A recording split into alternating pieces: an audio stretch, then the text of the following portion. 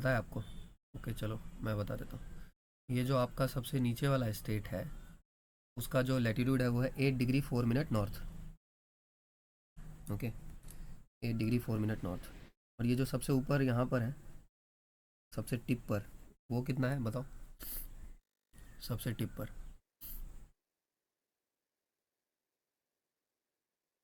M I audible? Yes sir. Yes sir. हाँ तो ये पता होना चाहिए। चलो ठीक है, लिख लिया ना तुमने? लैपटॉक्स आइडिया वाला लिख लिया? Yes sir. हाँ। तो अब इसके बाद, अब छोड़ो, तो इतना आप प्रिपेयर करके उसके बाद भेज देना मेरे को। उसके बाद जो है, रुक जाओ, मैं आपको बता देता हूँ। अपार्ट फ्रॉम दिस, इस ऐप को यूज़ कैसे करना है। When you will open this app, you will get to this interface, click on settings, see now there is a list of things that you can research, and everything is given: cities, rivers, Ganga basin, Brahmaputra basin, Indus basin, dams, mountains, Ramsar sites, national parks, everything in a single pass. Mountain passes, tiger reserves, Jyotirlings, Indus Valley, edicts of Asoka. So everything is given. So this is a very beautiful app, so make use of that. Just for example, if I click on rivers, see now the map changed. Now you are getting a river map. Okay, I don't know what quality is it, it is, coming in your mobile phone when you are seeing the screen sharing, but when you will use the app, the quality is very good. Okay, so go and use the app. For example, हमारा जो है, हिमाचल प्रदेश में हम थे, तो हिमाचल प्रदेश में आप देख सकते हैं कि कौन कौन सा नदी आपका था। जैसे देखो, हिमाचल प्रदेश में कल बात किया था, तो देखो कौन कौन सा नदी है। ब्यास नदी है यहाँ पे, ये देखो हिमाचल प्रदेश में हमारा, ये आपका हिमाचल प्रदेश है, ये आपका ब्यास नदी, मैंने जिसको हाईलाइट किया दैट इज़ ब्यास। फिर आपका ये राबी नदी है, जो क्लिक करोगे उस पर बता देगा। ओके, और उसका सोर्स भी नीचे में लिखा होगा। जैसे ब्यास पे क्लिक किया, तो ब्यास का सोर्स क्या है? रकस्ताल। रा, राक्षस ताल या रकस ताल, इसमें राक्षस ताल लिखा है। तो ये, उसके बाद फिर राबी, राबी का सोर्स है हनुमान तिब्बा। और उसके बाद चेनाब, चेनाब का है सोर्स टंडी, टंडी और लाहौल वैली। तो ये आपका चेनाब का, तो 3 नदी तो आपको हिमाचल में ऐसे ही दिख गया। ब्यास सबसे ऊपर में आपका है, चेनाब, फिर है राबी, फिर है ब्यास। और बगल में कौन सा स्टेट होगा? पंजाब ऑब्वियसली, क्योंकि पंजाब में ही ये सब फिर पास करता है। तो ये पता होना चाहिए। तो ये 3 नदी आपका वहाँ मिल गया, तीनों के बारे में पता होना चाहिए। ओके, ये इसके ना इन्फॉर्मेशन को एक बार ना क्रॉस वेरीफाई कर लेना, ठीक है, इस ऐप के इन्फॉर्मेशन को, क्योंकि कुछ कुछ इन्फॉर्मेशन इसका जो है ना, सही नहीं लगा मेरे को। क्योंकि फॉर्मेशन जो है आपका, जो यहाँ पे जैसे फॉर्मेशन की जगह स्टेटहुड होना चाहिए, तो वो किया है। तो इसीलिए जस्ट एक बार क्रॉस वेरीफाई कि what is the source of this and then right, use Gemini AI. All right, apart from this you can see this नदी, ये वाला नदी कौन सा है जो हिमाचल में इंटर कर रहा है? This river, Sutlej. सतलज। और ये पास कौन सा है, ये पास जहाँ से इंटर कर रहा है? बताया था मैंने आपको इस पास के बारे में। Sutlej river enters India through which pass? बताओ, सर्च करके बताओ।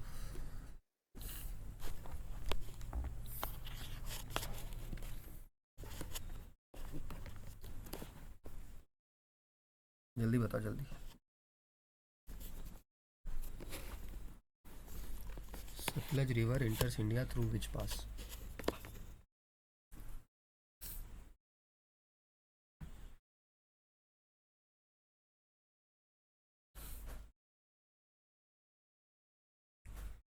बोलो।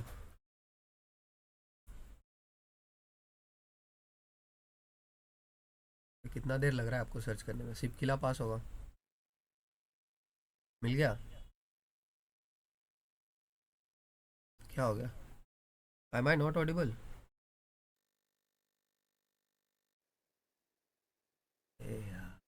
You are audible, sir. Search और not? Yes, sir. I searched. Kinnaur district, Kinnaur district. हाँ तो डिस्ट्रिक्ट तो किन्नौर है, और कौन सा पास, कौन सा है पास? माउंटेन पास, दर्रा। शिपकिला है, शिपकिला है। सिप किला माउंटेन पास होता है। पास मतलब क्या होता है? See I will show you mountain pass. रुक जाओ, अरे गूगल पे सर्च करो माउंटेन पास, मिल जाएगा। दो माउंटेन के बीच का एक रास्ता होता है, उसको बोलते हैं माउंटेन पास। अभी पोस्टिंग होगा तुम्हारा लद्दाख में, तो लद्दाख में भी आपको बहुत सारा पास मिलेगा, बॉमडिला, जोजिला। देखो इसमें कौन कितना नदी हो गया। बॉम्डिला अरुणाचल में है। हाँ सॉरी, बॉमडिला अरुणाचल में है, जोजिला आपको लद्दाख में मिलेगा। यस। Right, okay. ये देखो, तो ये सतलज आपका सिपकिला हो गया। तो यहाँ पे चेनाब, राबी, ब्यास और सतलज। तो लिखो, आप कॉपी में लिखो रिवर्स, उसका लिखो order, order north to south, ऐसे आएगा आपका क्वेश्चन। इसमें आपको सोचना है कि क्या पूछ सकता है। तो सबसे ऊपर से नीचे ऑर्डर पता होना चाहिए, चेनाब, राबी, Beas, Sutlej.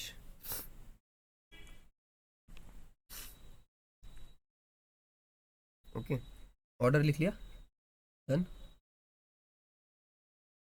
Yes sir. Okay, तो बस अब यमुना कहाँ है फिर? यमुना देखो, यमुना नीचे होगा एकदम छोटा सा, ये यस सर। छोटा सा एरिया टच करके जा रहा है अरुणाचल, सॉरी हिमाचल प्रदेश का। ठीक है, बॉर्डर फॉर्म करती है थोड़ा सा। हाँ बॉर्डर फॉर्म करती है यहाँ पे। तो आपसे क्या पूछेगा कि if you are travelling, see how the question will come. He will ask you that if you are travelling from let's say Karnataka to Himachal Pradesh, which of the rivers you will cross. This kind of questions can be asked. Okay, just write if you are travelling, लिखो if you are travelling from state A to state B, if you are traveling from state A to state B, which rivers and other geographical features, which rivers and other geographical features you will pass, you will pass, done। Yes sir. तो अब other geographical features में आप सोच लेना क्या क्या आएगा, national park, wild life sanctuary, mountain passes, lakes, GI tags, सब कुछ। ठीक है, वो आपको मैप में होना चाहिए। तो बस यही ऐप के बारे में आपको बताना था। ठीक है, तो इस ऐप में मोर और लेस अच्छा इन्फॉर्मेशन है, तो इस ऐप का यूज़ करिए और उसके बाद थोड़ा गूगल का यूज़ करिए और फिर अपना नोट्स बनाइए, दोनों को मिला के इस ऐप के इन्फॉर्मेशन को क्रॉस चेक जरूर कर लेना। उसके बाद इसमें आपको दिखा देता हूँ पासेज के बारे में, mountain passes. This is the map for passes, you can see जो आपका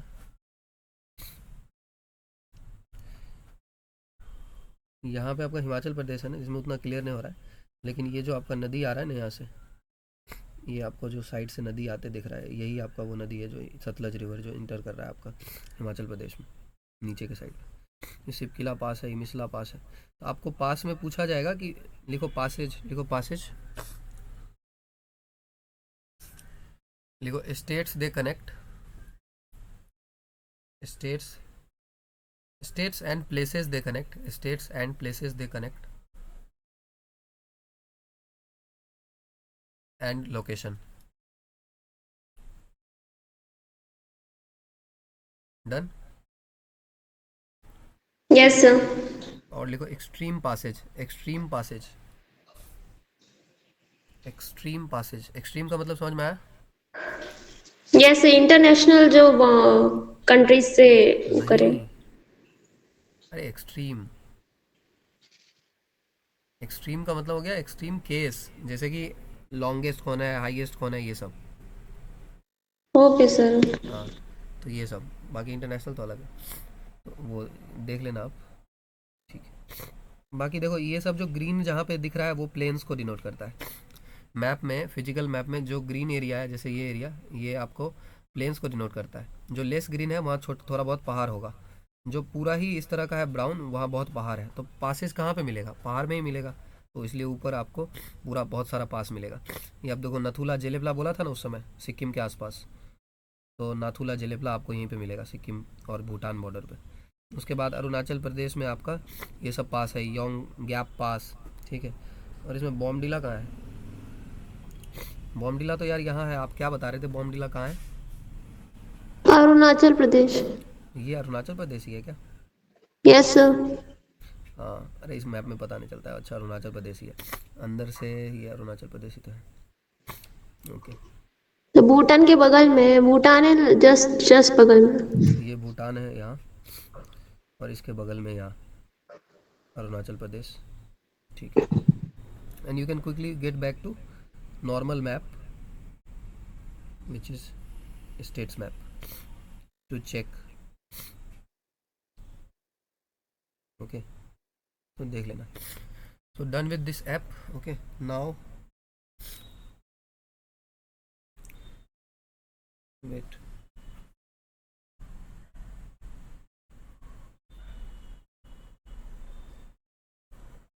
On your mobile phone now install one another app I am showing you.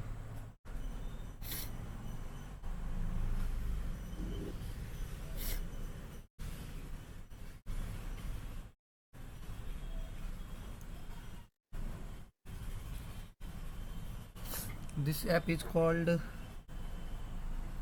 Atlas, World Atlas.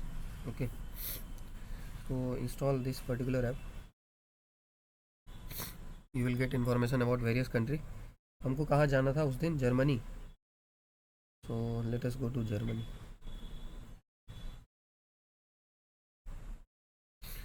And click on Germany. Then you will see lot of important information about Germany. Capital is Berlin. Continent is Europe. Official name is Federal Republic of Germany. Then region is Europe. सब region is Western Europe. तो Europe में भी कहाँ मिलता है? Western Europe. Now आपको दिमाग में आ रहा है ना western Europe? Think in your mind about western Europe. ये देखो, ये आपका मैप हो गया और ये है हमारा प्यारा भारत यहाँ.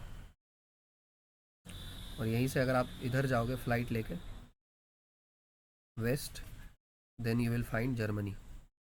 This whole section is Europe. ये जो पूरा इलाका है आपका ये सब यूरोप है. जहाँ पे आपको ये सब कंट्री दिख रहा है, Germany, Italy, Spain, United kingdom, Norway, Sweden, Finland. ये सब कंट्री को क्या बोलते हैं? ये सब कंट्री को बताओ. ये जो आपका नॉर्वे, ये सब कंट्री है, स्वीडन, फिनलैंड, इसको क्या बोलते हैं? So Scandinavian countries. नहीं, Baltic nation. Baltic nation. Scandinavian ऊपर है. स्कैंडिनेवियन ऊपर है, दिखा दूंगा स्कैंडिनेवियन. ये देखो बाल्टिक सी यहाँ पे मिलता है.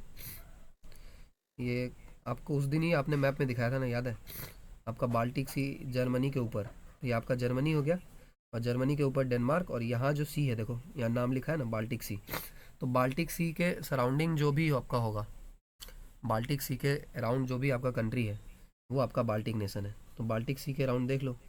तो ये आपका कंट्री कौन कौन सा हो गया? डेनमार्क, उसके बाद Norway, Sweden, Finland, okay, Poland, Lithuania, Latvia, Estonia और फिनलैंड. ये सब बाल्टिक नेशंस है. इसके बारे में पता होना चाहिए. और स्कैंडिनेवियन तो इधर होता है शायद. ये सब है शायद स्कैंडिनेवियन. ग्रीनलैंड वगैरह, आइसलैंड वगैरह.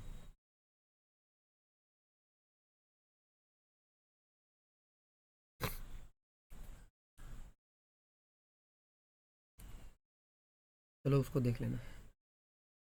ओके, तो सर्च कर लो वरना को. ये तो पहले तो जर्मनी देख लो. तो यूरोप में किधर आया? देखो यूरोप में वेस्टर्न में ही आया ना. ये पोर्शन यूरोप का वेस्टर्न साइड हुआ. Alright, Yes, sir. उस पर सर्च करो स्कैंडिनेवियन कंट्रीज.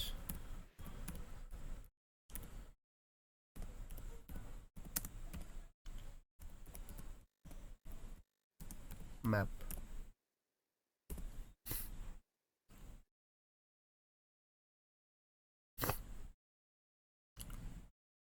ये इसी सब कंट्री को बोलते हैं क्या? स्कैंडिनेवियन. स्कैंडिनेवियन में आपका आ रहा है नॉर्वे, स्वीडन और डेनमार्क.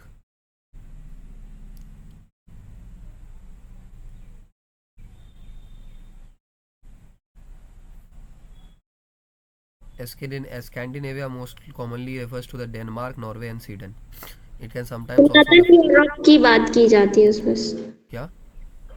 इसमें गूगल में दिखा रहा है कि वो नॉर्थ यूरोप में जो कंट्रीज हैं तीनों, बस उन्हीं की बात होती है स्कैंडिनेवियन में. हाँ, तो मतलब 3 कंट्रीज, डेनमार्क, नॉर्वे और स्वीडन.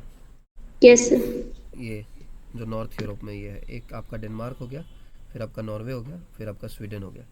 ये स्कैंडिनेवियन है. लेकिन बाल्टिक नेशंस एक ब्रॉडर टर्म है ना. बाल्टिक नेशंस एक ब्रॉडर टर्म है. It can sometimes also refers to the Scandinavian peninsula which excludes Denmark but includes a part of northern Finland. English uses Scandinavia is most sometimes used for as a synonym for Nordic countries. तो इसको ही Nordic country भी बोलते हैं. हम Nordic क्यों बोलते हैं? क्योंकि इसमें नॉर्वे आता है, इसलिए इसको नॉर्डिक कंट्री बोलते हैं. तो क्लियर हो गया? क्या क्या नोट करो, कॉपी में लिखो. बाल्टिक नेशंस, बस पॉइंट नोट करना है. Baltic Nations. उसके बाद अगला स्कैंडिनेवियन कंट्रीज. स्कैंडिनेवियन कंट्रीज और ब्रैकेट में Nordic countries. Done.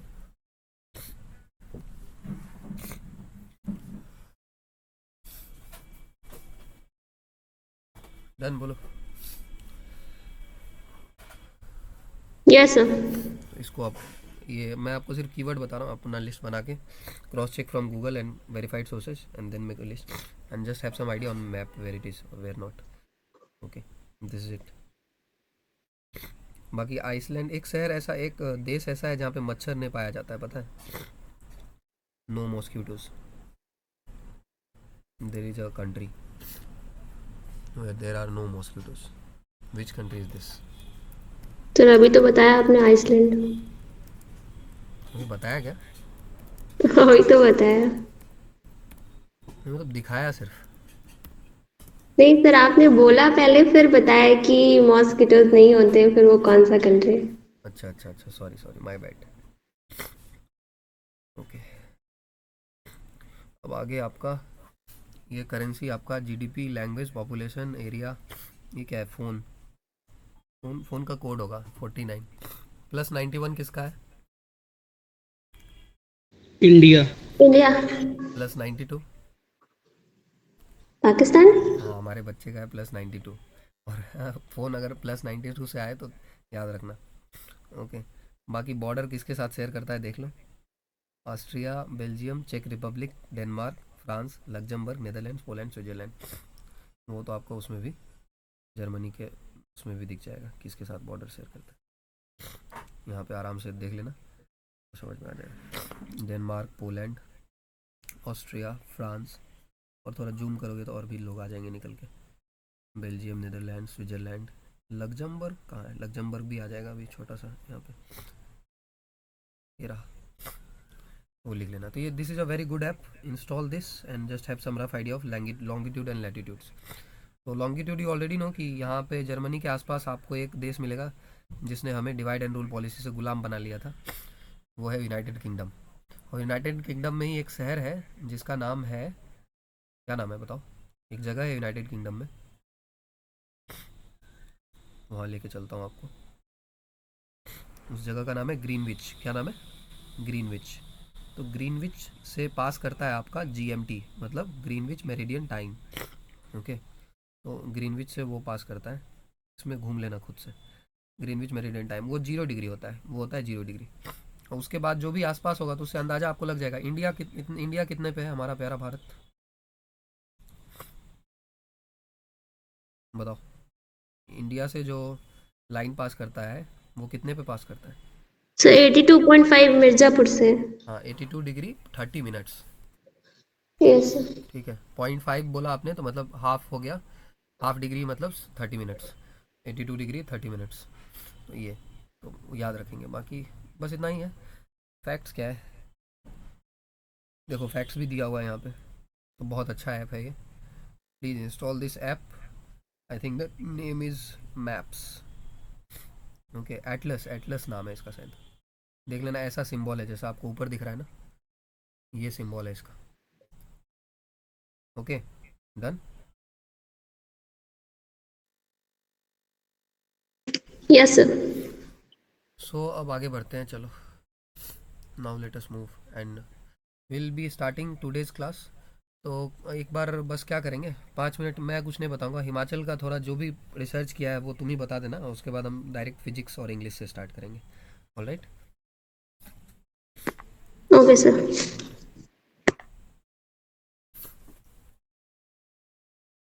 Okay, so good morning again and Jai Hind. Will be starting now for the next half. I hope I am audible. Okay, so start करते हैं और सबसे पहले बात करेंगे वहीं सर एंड मैम जहाँ पर बात हमने छोड़ी थी, वहीं से फिर से बात चालू करेंगे। वो है हमारा राज्य जो कि है हिमाचल प्रदेश। अब धीरे धीरे आपको बहुत कुछ पता चल गया होगा हमारा प्यारा भारत इस एपिसोड में। जो हमारा हिमाचल प्रदेश है वो आपका उस चीज़ का कैपिटल है शिमला, ऊपर में आपको मिलेगा लद्दाख, है ना। When I am doing this, close your eyes and think now. Close your eyes and think. Himachal Pradesh के ऊपर में आपको मिलेगा लद्दाख, लद्दाख से आप नीचे जाएंगे तो आपको मिलेगा हमारा राज्य, सॉरी हमारा union territory Jammu and Kashmir. उसके बाद आप नीचे जाएंगे तो आपको मिलेगा पंजाब, और उसके बाद आपको मिलेगा हरियाणा। हरियाणा और शिमला, क्या हरियाणा और हिमाचल प्रदेश के बीच में एक खूबसूरत सा शहर है, क्या नाम है उसका? Panchkula. Panchkula. Close, keep your eyes closed. And then आप नीचे आएंगे तो एक हल्का सा पोर्शन टच करेगा यूपी का, हिमाचल प्रदेश से। और उसके बाद अगर आप थोड़ा और आगे जाएंगे तो उत्तराखंड सर्च करेगा, टच करेगा हिमाचल को। और उसके बाद जो है आप फाइनली हमारे दुश्मन से मिलेंगे, वो है आपका चाइना।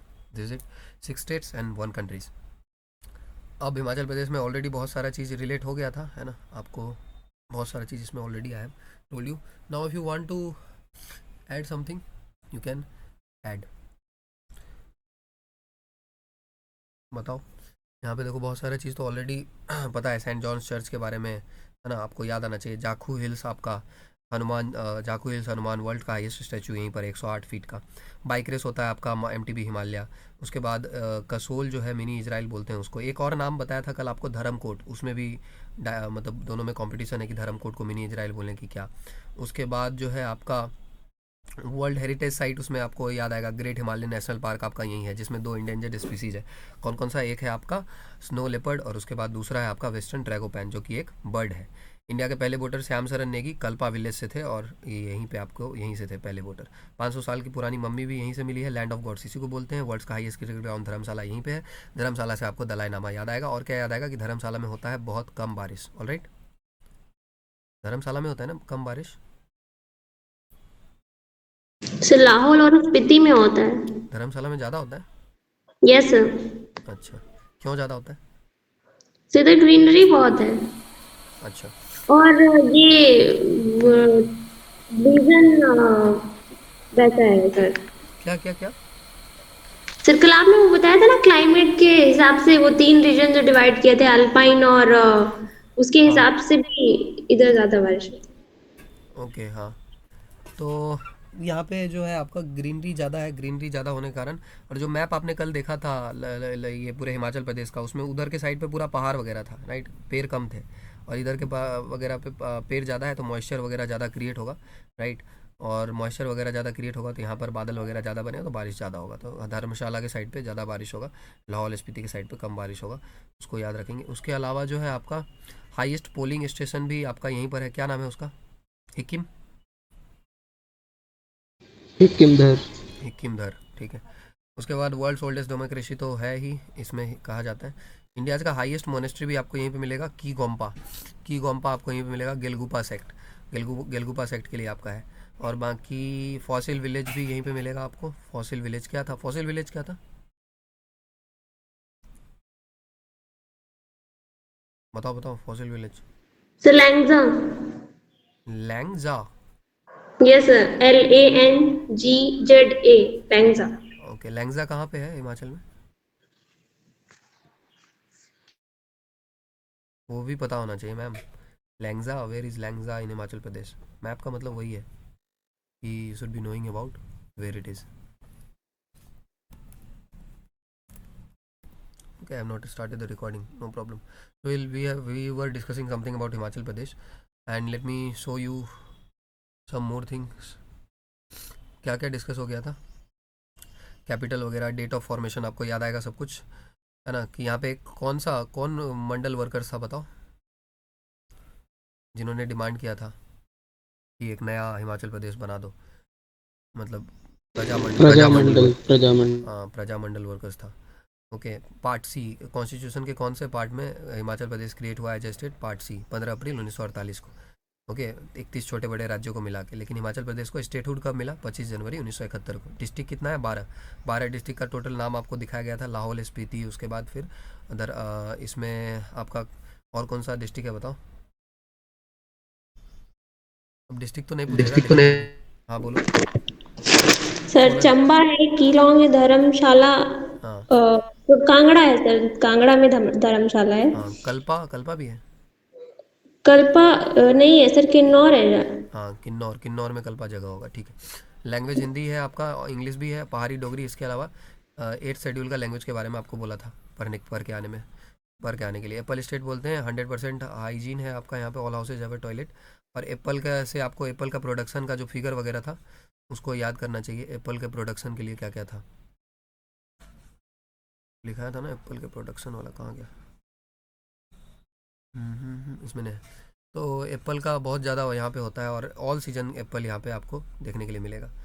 ओके, तो फिजिकल कैरेक्टरिस्ट तो हम ऑलरेडी डील कर चुके हैं, Shivalik, outer Himalayas, middle Himalayas, inner Himalayas, okay, और ग्रेटर हिमालयज और द अल्पाइन जोन आपको मिलेगा, ठीक है। ये तीनों आपका धौलाधर रेंज याद रखेंगे, उसके फुटिल्स पे है। क्लाइमेट आपको पता ही है, फॉरेस्ट कवर आपने देख लिया। बर्ड्स का स्पीसीज आपका 463, 77 मैमल का स्पीसीज, 44 रेप्टाइल, 80 फिश स्पीसीज आपको यहाँ पे देखने को मिलेगा। 30 वाइल्ड लाइफ सेंचुरीज है। मेन वाइल्ड लाइफ सेंचुरी का नाम क्या था, एक बताओ। नेशनल पार्क या वाइल्ड लाइफ सेंचुरी बताइए। सर नेशनल पार्क तो 5 है। हाँ बोलो। सिंबलबाला, इंदर किला, पिन वैली, खीरगंगा और ग्रेट हिमालयन। हाँ, ग्रेट हिमालयन तो आपका यूनेस्को हेरिटेज साइट भी है, यस सर। और खीर गंगा तो दो है ना। खीर गंगा पूछे आपसे, ग्रेट हिमालयन पूछे तो नेशनल पार्क। फ़र्क है आपका नेशनल पार्क और वाइल्ड लाइफ सेंचुरी में। मतलब नेशनल पार्क और वाइल्ड लाइफ सेंचुरी में तो उतना फ़र्क नहीं है, मतलब उसमें भी यही करते हैं, एरिया वगैरह का फ़र्क होगा, वो आपको सर्च करना है कि क्या फ़र्क है नेशनल पार्क और वाइल्ड लाइफ। दोनों में एनिमल को ही वो करते हैं, प्रिजर्व करते हैं, लेकिन बायोस्फीयर रिजर्व में फ़र्क है। बायोस्फीयर रिजर्व में हम क्या करते हैं, पूरा इकोसिस्टम यानी कि फ्लोरा को भी देखते हैं और फौना को भी देखते हैं, ओके। बाकी आपको बताया था कि इसमें पेड़ कैसा कैसा मिलेगा आपको। नॉर्थ ईस्ट में आपको एल्पाइन मिलेगा, और उसके बाद जैसे ही आप साउथ वेस्ट तक जाएंगे तो पहले आपको मॉइस्ट टेम्परेट मिलेगा, और उसके बाद जो है आपको ड्राई टेम्परेट मिलेगा। मॉइस्ट टेम्परेट और ड्राई टेम्परेट, इस तरह से not transforms to dry temperate grassland through moist temperate. Major rivers तो अभी आपको दिखाया बहुत सारा। आपको आंख बंद करेंगे तो आपको याद आता है, आंख close your eyes and now think, सबसे ऊपर कौन सा रिवर था, close sir your eyes. Chenab, और उसके बाद, रवि, उसके बाद ब्यास, ब्यास आपका राकस ताल से आता है ऑलरेडी, ठीक है। फिर सतलज और फिर लास्ट में एकदम यमुना। सतलज, सतलज सिपकिला पास से एंटर करता है, ऑलराइट। और यस सर। उसके बाद यमुना।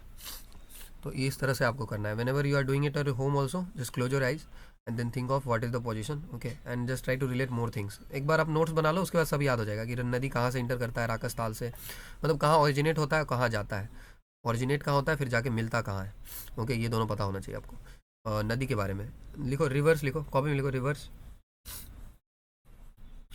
लिखो, originating point, originating point and tributaries, and tributaries. एक आपका मेन रिवर होता है, और बाकी जो भी रिवर उसको ज्वाइन करता है आके, उसको बोलते हैं ट्रिब्यूटरीज, ओके, डन। यस तो सर। ये सब आपको पढ़ना है ना। कोई भी सिंगल आइसोलेशन में मत पढ़ो, वरना that is not a smart study, okay. आपको फिर बहुत टाइम लग जाएगा, एंड अपने पास टाइम कम है, इसलिए मल्टी डायमेंशनल पढ़ो ताकि जल्दी कवर हो जाए। फेस्टिवल बहुत सारा, कुल्लू दशहरा याद आएगा आपको। कुल्लू दशहरा हमारा आपका फेस्टिवल है, मनाया जाता है यहीं पर। उसके अलावा Halda, Halda, Lohri, Baisakhi, Himachal winter carnival, Phulaich, Losar, Losar festival भी यहीं मनाया जाता है, गोत्सी, सैरी और फगली। ये सारे फेस्टिवल्स के नाम हैं जो कि यहाँ पर मनाए जाते हैं। डोंट वरी, इसको आप 2-3 बार बोलोगे। कुल्लू दशहरा तो आपने इतना बार पढ़ लिया, तो आपको याद होना चाहिए कुल्लू दशहरा यही मनाया जाता है। और उसके बाद लोसर, गोत्सी, अब इसको जितना बार पढ़ेंगे आपको याद हो जाएगा, so no worries about that. Major art forms जो है आपका, स्कूल्स ऑफ पेंटिंग। तो देखो स्कूल समझते हो, स्कूल्स मतलब देखो, हर जैसे आर्ट होता है, कल्चर होता है, तो उसमें अपना घराना होता है, कि घराना मतलब पूर्वजों से उनका चला आ रहा है कि ये वाले संगीत में इन्हीं के बाप दादा ने गाना गाया था, राइट। तो आपका उसी तरह से पेंटिंग्स में भी स्कूल होता है, जैसे गाने में घराना होता है, इस तरह पेंटिंग में आपका स्कूल होता है। तो स्कूल ऑफ पेंटिंग, जैसे Mughal school of painting, Maithili school of painting, इस तरह से होता है, ठीक है। तो स्कूल ऑफ पेंटिंग आपका कौन कौन सा है यहाँ पे, कांगड़ा, चांबा, बसोली, गढ़वाल और थंका, ये सब स्कूल ऑफ पेंटिंग है। और डांस से रिलेटेड जो है आपका कयांग माला डांस, डीमोन और राक्षस डांस, सन सबू आपका यहाँ पर है, सब्बू डांस यहीं पर है, दलसोन एंड चोलाम्बा डांस यहीं पर है, किकली और कुल्लू नट्टी डांस सब आपका यहीं पर है। इंडस्ट्री पे बात करें तो 93% of the population Himachal Pradesh directly depend करता है एग्रीकल्चर पर, और वो भी सब बात है वहाँ पे। एग्रीकल्चर पे अगर डिपेंड कर रहा है तो उसमें एप्पल जो है मेजर कंट्रीब्यूटर होगा, which provides direct employment to 71% of its people. बाकी इलेक्ट्रॉनिक्स और टॉय वगैरह भी यहाँ पे चलता है। मिनरल्स जो अगर बात करें तो रॉक साल्ट मिलेगा, लाइमस्टोन मिलेगा, जिप्सन। अच्छा, लाइमस्टोन से याद आया, लाइमस्टोन एक आपका होता है लाइमस्टोन, एक होता है आपका क्विक लाइम, और एक होता है स्लेक्ड लाइम। आपको मालूम है इन तीनों के बारे में? Yes sir. ओके, मैं पूछता हूँ, बताओ, रुक जाओ, आई एम आस्किंग। 3 तरह का चीज़ होता है आपका। एक होता है आपका, एक होता है आपका क्विक लाइम, एक होता है आपका स्लेक्ड लाइम और एक होता है लाइमस्टोन। क्विक लाइम का फॉर्मूला क्या होता है? Sir CaO। Yes, calcium oxide. Slaked lime का? सर CaOH का होल ट्वाइस। और कैल्शियम कार्बोनेट लाइमस्टोन बोलते हैं CaCO3।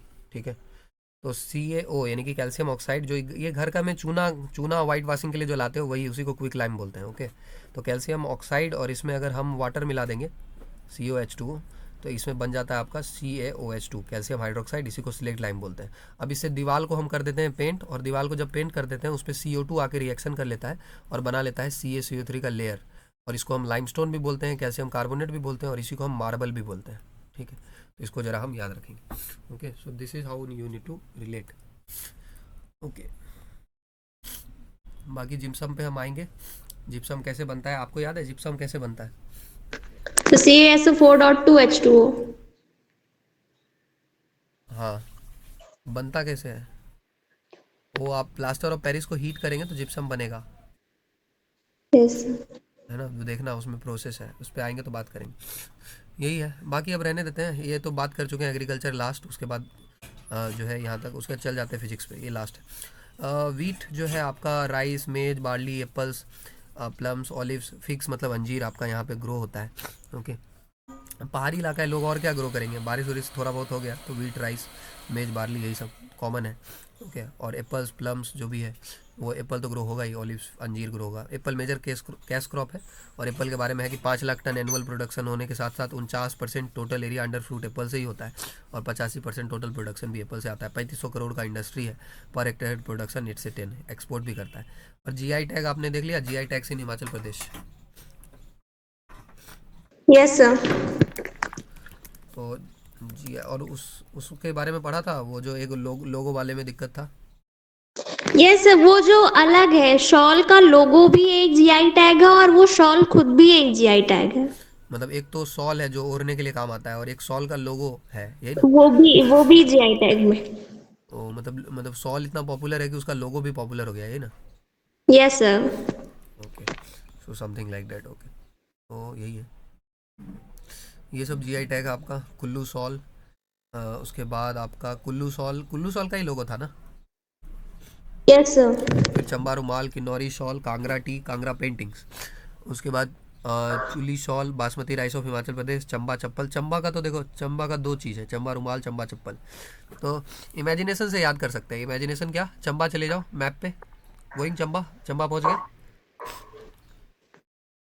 सर चंबा, जब मेल सर्च करते हैं गूगल में तो वहां के लिए जो GI टैग्स आते हैं उसमें सिर्फ और सिर्फ 9 ही GI टैग्स आते हैं, पर जब कई सारी वेबसाइट में देखेंगे तो ये चप्पल वगैरह है और एक दो चीजें और ऐड हो जाती है, तो इससे मतलब मैंने काफी सर्च किया तो पता चला कि दो तरह के GI टैग्स मिक्स हो जा रहे हैं, जैसे यूरोपियन GI टैग भी है एक और जो हमारा GI टैग है, अच्छा अच्छा, पर यूरोपियन। मेन जो है वो 9 ही है हमारे यहाँ से। अच्छा, वेरी गुड पॉइंट, रुक जाओ, वेरी गुड पॉइंट। एक आपका यूरोपियन GI टैग है ना? ये सब वो भी एक मिलता है, तो कई अलग अलग वेबसाइट में अलग अलग हो जा रहा है, पर मैंने कई जगह सर्च किया तो वो 9 ही दिखा रहा है वो। अच्छा, ऑफिशियल GI टैग्स का वेबसाइट पे जाना, ठीक है। जैसे उसमें सिर्फ ये 9 ही दिया हुआ है, उसमें चप्पल वगैरह नहीं दिया हुआ है। हाँ, तो ऑफिशियल GI टैग के वेबसाइट पे जो है वही एक्चुअल होगा, इंडियन इंडियन वाला, ठीक है। तो देखो, इंडियन वाला भी तो पढ़ेंगे हम, और उसके बाद यूरोपियन वाला, मतलब सॉरी, जो भी बाहर वाला लोग GI टैग देते हैं, जैसे जापान ने दिया था ना अभी किसी को GI टैग इंडिया में, पता नहीं है सर। है ना? सर्च करना, जापान गेव GI टैग, किसी कॉफ़ी को दिया था, राइट? देखो मैं आपको दिखाता हूँ, Japan gives GI tag.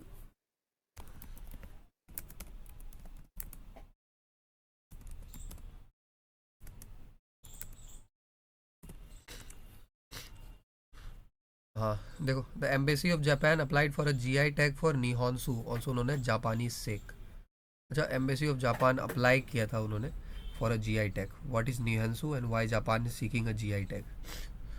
Okay, तो जापान ने एक्चुअली वो इंडियन गवर्नमेंट को अप्लीकेशन दिया है, एम्बेसी इनका जो है, कि निहॉन्सू को जो है आपका GI टैग दे दीजिए, ओके, ताकि प्रमोट हो जाए।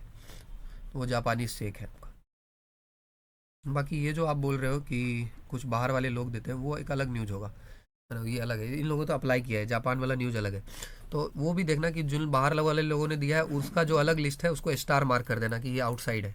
जैसे अब चंबा का चप्पल है, ये बाहर वाला है, चंबा चप्पल है, ये बाहर वाला अगर है तो इस पे इसके बीच में लिख देना स्टार लगा देना, स्टार का मतलब नीचे लिख देना आउटसाइड। ओके। Yes sir. हाँ, क्योंकि उनका कोई ठीक नहीं है, अब उनको पूछने के लिए आ जाएगा तो फिर उससे ऑप्शन के हिसाब से अगर ये है, मान लो ऑप्शन में 3 अलग है फिर चंबा चप्पल ही है तो फिर वही सही होगा, है ना। तो क्योंकि अगर पार्टिकुलरली मेंशन है कि अगर इंडियन जीआई टैग है कि क्या, तो ऑफिशियल, वेरी गुड। जब भी इस तरह का डाउट आया करे तो just go to official website and just see कि वहाँ पे क्या है ना। इस तरह का और डाउट आएगा, जैसे हेनले पासपोर्ट इंडेक्स पे बात करेंगे जब, हेनले पासपोर्ट इंडेक्स, तो उसमें भी कहीं आप हर जगह देखेंगे तो कभी अलग रैंकिंग दिखाएगा, कभी अलग रैंकिंग, क्योंकि उनका रैंकिंग बदलते रहता है। ओके। तो हेनले पासपोर्ट इंडेक्स का जो सही रैंकिंग होना चाहिए वो आपको हेनले के साइट पे ही मिलेगा।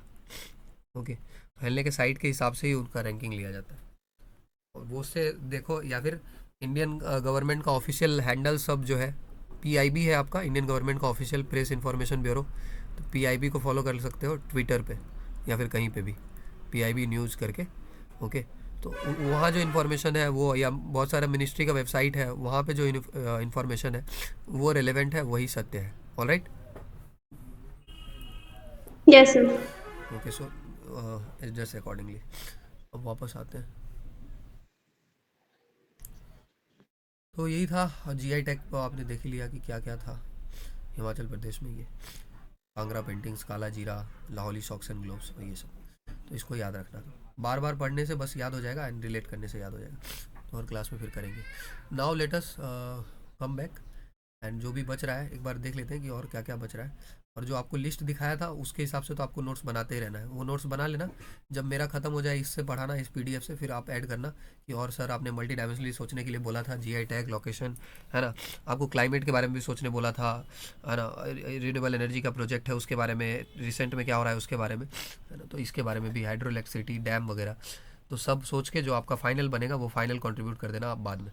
ये सब अब बाद में देख लेंगे, स्टेट एनिमल, स्टेट बर्ड, अब ज़्यादा नहीं बचता है, endemic, national park, biosphere reserve, wild life century, tiger reserve, बस खत्म है, खत्म। ठीक है, तो मतलब कल खत्म हो जाएगा, उसके बाद आप नोट्स बना के आप जो कंट्रीब्यूट करना चाहेंगे परसों कर देना, उसके बाद आगे चल जाएंगे। एक बार ये कवर हो जाएगा उसके बाद जल्दी जल्दी हो जाएगा। Okay, now let us return and now let us start new topic which is this physics. Okay, so let us start fresh and now we'll be discussing about this particular subject. You can just shift your mind to some new place which is this physics. Okay, so इसमें क्या क्या discuss हो गया था कल का date में आपको थोड़ा सा ग्लिम्स दे देता हूँ। अब तक आपने देखा वाला एपिसोड, अब तक आपने देखा वाला एपिसोड में क्या क्या था। स्टार्ट किया था हमने पोजीशन वगैरह से को जानने से, डिस्प्लेसमेंट क्या होता है, डिस्टेंस क्या होता है, कौन बड़ा होता है, आपको याद आएगा डिस्टेंस से डिस्टेंस बड़ा होता है डिस्प्लेसमेंट से। डिस्प्लेसमेंट हमेशा जो है आपका या तो पॉजिटिव हो सकता है, नेगेटिव हो सकता है, जीरो भी हो सकता है। स्केलर क्वांटिटी आपका डिस्टेंस है, बाकी डिवाइस वगैरह। उसके बाद आपका एक मेन डिफरेंस आपने हम लोगों ने पढ़ा था किसके बारे में, इंस्टेंटेनियस वेलोसिटी के बारे में और एवरेज वेलोसिटी के बारे में। तो जब एवरेज वेलोसिटी निकालते हैं तब हम delta x by delta T करते हैं, मतलब ऐसे लिखते हैं delta x by delta T जब हम एवरेज निकालते हैं, लेकिन जब हम इंस्टेंटेनियस निकालते हैं तब हम लिखते हैं D x by D T. इस दोनों में फ़र्क है। Delta x by delta T आपको स्लोप होता है किसका, सीकेंड का, और ये जो है आपका स्लोप होता है किसका, टेंजेंट का। कल ग्राफ पे भी बहुत सारा बात हुआ था कि यूनिफॉर्म मोशन का ग्राफ ऐसे आता है एक्स टी, और नॉन यूनिफॉर्म मोशन का ग्राफ ऐसे आता है एक्स टी। ये पोजिशन और टाइम का ग्राफ है, या डिस्टेंस टाइम का भी बोल सकते हैं। ये एंगल जो है आपका 45 डिग्री। ग्राफ का स्लोप क्या देता है, कैसे पता लगता है बताओ। ग्राफ का स्लोप देता है जो भी देता है वो डिवाइड करके पता लगता है। कैसे पता लगता है, डिवाइड करके, y बाई एक्स को डिवाइड करके। तो डिवाइड करो, तो यहाँ अगर डिवाइड करेंगे तो x बाई टी आएगा।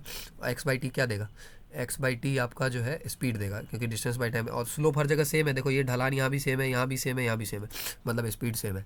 इसी को हम बोलते हैं यूनिफॉर्म स्पीड। क्या बोलते हैं, यूनिफॉर्म स्पीड। उसके बाद एक्स टी यहाँ पर है, ये नॉन यूनिफॉर्म स्पीड के लिए, क्योंकि स्लोप हर जगह बदल रहा है। ये सब ऊषा वगैरह तो हो गया था। रेट ऑफ एक्सेलरेशन पे बताया था, acceleration D V by D T होता है। Now let us finish this chapter today which is this, will be starting with this topic called ये सब क्वेश्चन बनाया था आपने, ट्राई किया था ये,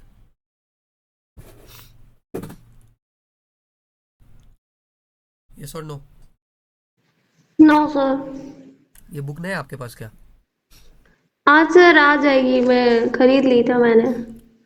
ओके, लेकिन वो तो न्यू वाला होगा, फिर कोई फ़ायदा नहीं उससे। I will send you this book. Difference है क्या सर दोनों बुक में? हाँ बोलो।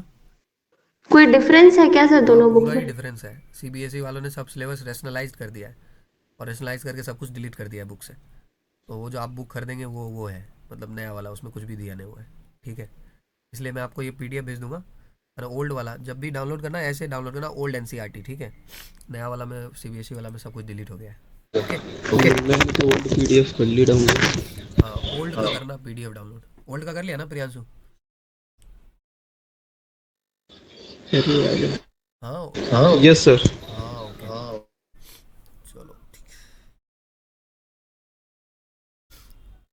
Okay now let us move. तो ये क्वेश्चन सब बना के देखना। अब तो तुमने ट्राई नहीं किया है ना, read well given demand formula concept से बना के देखना। है ना, जो पढ़ाया जा रहा है उसको आगे बनाओ, राइट। बस decreases its speed from 80 kilometre per hour. तो इनिशियल स्पीड है 80 किलोमीटर, थिंक ऑफ अ बस, and it is decreasing speed from what value, 80 kilometre per hour. तो यू का वैल्यू कितना हो जाएगा, 80 किलोमीटर पर आवर। उसके बाद जो है आपका 260 kilometre per our in 5 second. तो फाइनल वेलोसिटी हो जाएगा 60 किलोमीटर पर आवर। एंड आपका जो सेकंड लग रहा है 5 सेकेंड, तो टाइम आपका है 5 second. You need to find the acceleration of the bus. तो 5 सेकेंड को आवर में बदलेंगे तो कितना होगा? या तो 5 सेकेंड को आवर में बदल लो, या फिर ये जो किलोमीटर पर आवर है इसको मीटर पर सेकेंड में बदल लो। कैसे बदलेंगे मीटर पर सेकेंड में, बताओ? तो 5/18 से मल्टीप्लाई करके। 5/18 से मल्टीप्लाई करके बदल लेना, इसको भी बदल लेना 5/18 से मल्टीप्लाई करके। फिर फॉर्मूला क्या लगाएंगे, रीड वेल हो गया, गिवन हो गया, डिमांड है एक्सेलरेशन, तो फॉर्मूला बताओ। ए इजिकल टू तो Q/T। v minus you by T लगा लेना और आराम से कैलकुलेट करना। आपका प्रोसेस आपको ऑलरेडी पता है, हर क्वेश्चन के आगे ये लिख देना R G D F C. G D को करना है आपको प्रॉपरली एनालाइज, पी ए मतलब प्रॉपरली एनालाइज। और यहाँ पे एक डॉट होता है, आई डॉट बोलते हैं इसको। आई डॉट मतलब इमेजिनेशन डॉट। बस बाकी बना लेना। अब now will be talking about graphical representation. बहुत सारा ग्राफ से क्या होता है, जो आपका इंपॉर्टेंट इन्फॉर्मेशन होता है कम टाइम में ही आप डिकोड कर सकते हैं, राइट। जैसे अगर आपको मैं ये ग्राफ दिखाऊं, तो इस ग्राफ को देख के आपको पता लग जाएगा कि ये यूनिफॉर्म मोशन का ग्राफ है, क्योंकि यहाँ जो है इक्वल इंटरवल ऑफ टाइम में इक्वल डिस्टेंस ट्रैवल हो रहा है। जैसे देखेंगे ये 10 वाला है, ओके, फिर आपका ये 20 वाला है। ये गैप आपका जो है मोर और लेस सेम है। उसके बाद आपका ये 20 वाला है, ये गैप भी आपका सेम है। स्क्वायर गिन लो, 1 2 3 4 5 6 7 8, फिर 1 2 3 4 5 6 7, मोर और लेस सेम है, पूरा सेम है। 1 2 3 4 5 6 7 8 पूरा सेम होना चाहिए था ऐसे इसको। Distance time graph of an object moving with uniform speed. Okay, तो ये आपका डिस्टेंस टाइम ग्राफ है और an object moving with uniform speed. तो क्योंकि इक्वल डिस्टेंस ट्रैवल करता है इक्वल इंटरवल ऑफ टाइम में, और स्लोप आपका जो है हमेशा सेम रहता है।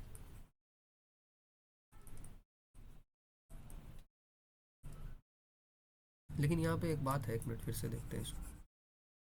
ये स्क्वायर सेम नहीं आ रहा है, लेकिन ये जो है ऐसे फालतू में तो लिखा नहीं होगा। एक बार फिर से स्क्वायर गिनो, तो 1 2 3 4 5 6 7 8 9 10 के आसपास यहाँ पे आ रहा है ना पॉइंट। उसके बाद 1 2 3 4 5 6 7 यहाँ आ रहा है।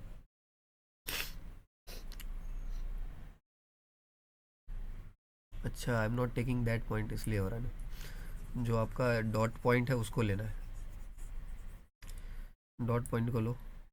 ये आपका डॉट पॉइंट है, ये लगभग यहाँ आया है। अगला डॉट पॉइंट है आपका ये। अब देखें, ओके, 1 2 3 4 5 6, ओके आगे 1 2 3 4 5 6 7 वेरिएशन है फिर भी। उसके बाद यहाँ पे करेंगे, उसके बाद 1 2 3 4 5 6, 3 3 6 एक साथ, सब जगह वेरिएशन है। मतलब जो बात कल डिस्कस हुआ था हमारा कि ये एंगल कितना होना चाहिए 45, लेकिन ये एंगल 45 लग नहीं रहा है। What do you think?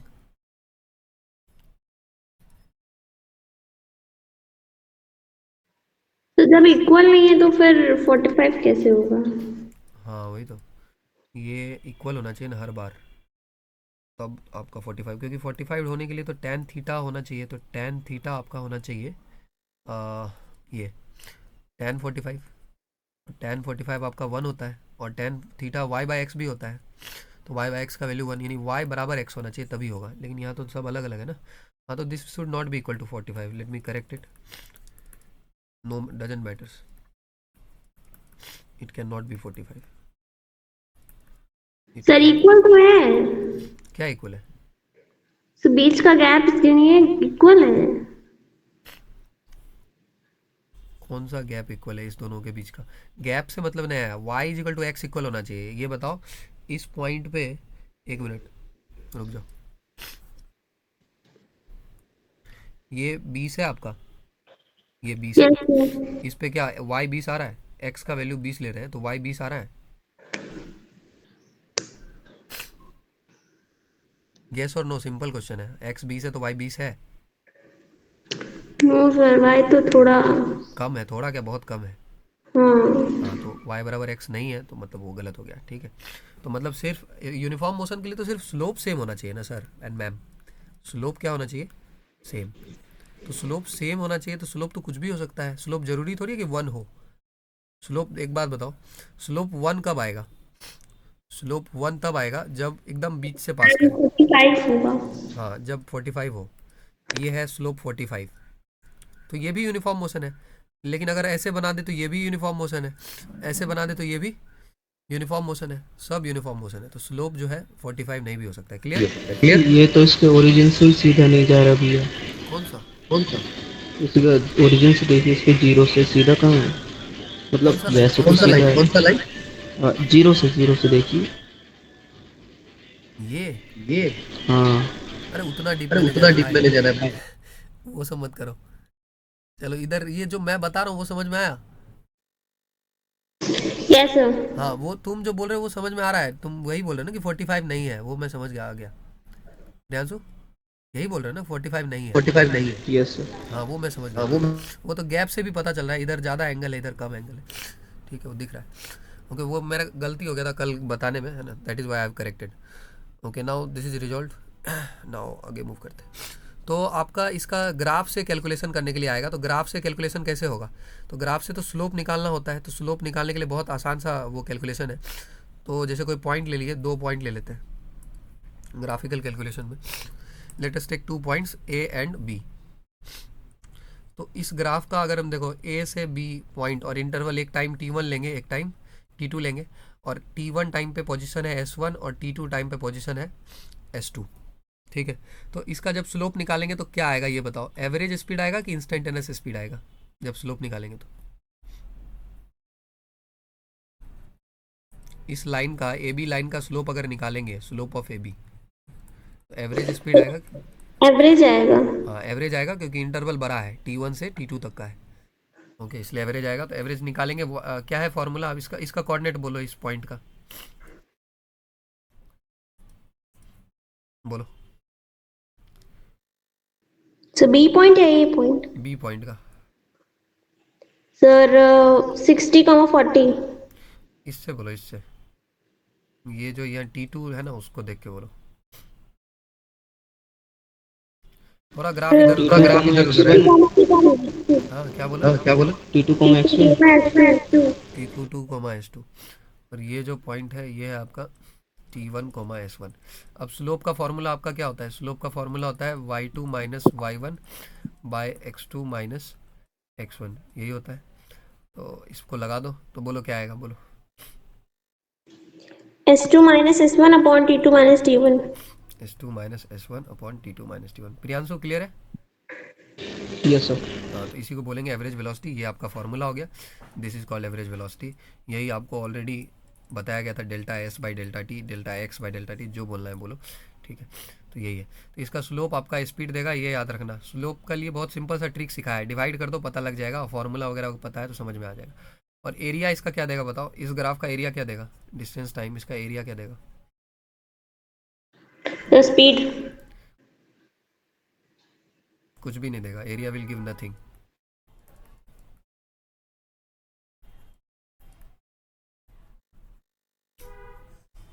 Area के लिए क्या बताया था? इस दोनों को मल्टीप्लाई करने बताया था। कुछ नहीं देगा। इसलिए तो आपके दिमाग पे जोर डालना है कि without before responding, this is your mind acting against you, because you are not, you're just quickly replying. The same thing will happen with the SSB interviewer also.